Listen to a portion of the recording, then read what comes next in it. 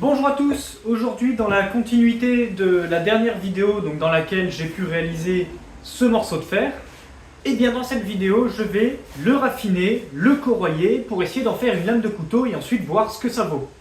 Afin de rester dans une démarche relativement historique, j'ai préparé du sable supplémentaire pour pouvoir aider à la soudure et à la purification de l'acier.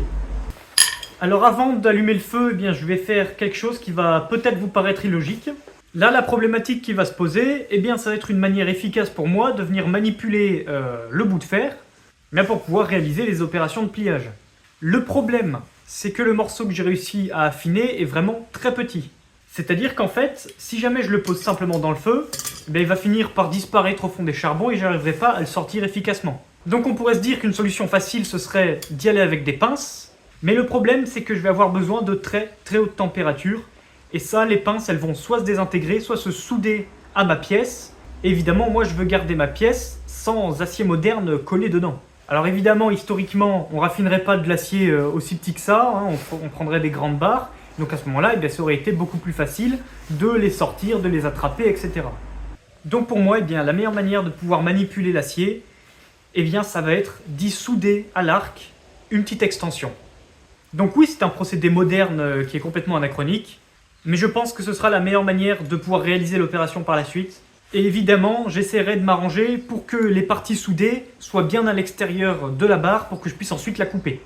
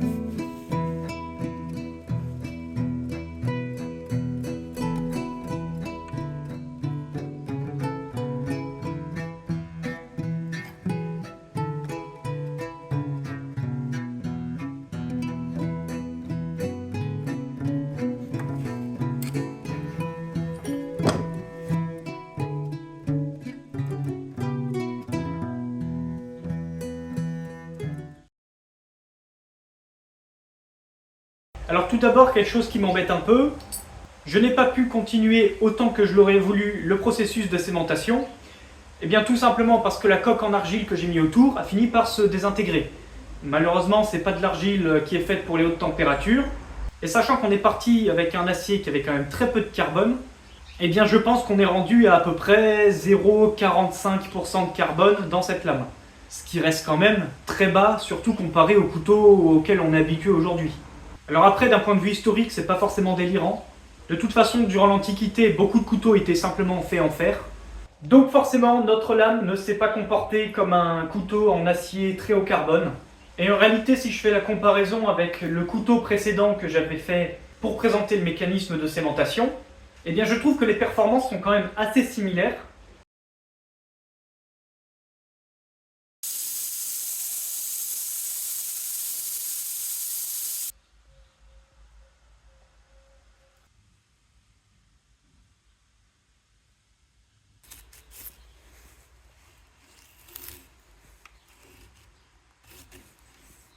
Même pendant le ponçage, pendant le polissage, en fait j'avais vraiment l'impression de travailler avec un acier moderne. Maintenant, d'un point de vue historique, est-ce que quelqu'un aurait été content avec ce type de lame? Eh bien écoutez, on peut se raser avec. Le forgeage n'a pas été désagréable du tout. En fait, c'était très similaire à un acier Damas. Mais après quelques plis, franchement, ça allait comme si c'était n'importe quel autre acier. Et puis d'un point de vue utilisation, eh bien sur du bois, aucun souci. Même en venant frapper la lame avec le gourdin, eh bien le tranchant avait l'air de relativement bien résister. Bon alors après, ça reste de l'acier avec très peu de carbone quand même. Donc on sentait que le tranchant se détériorait relativement vite.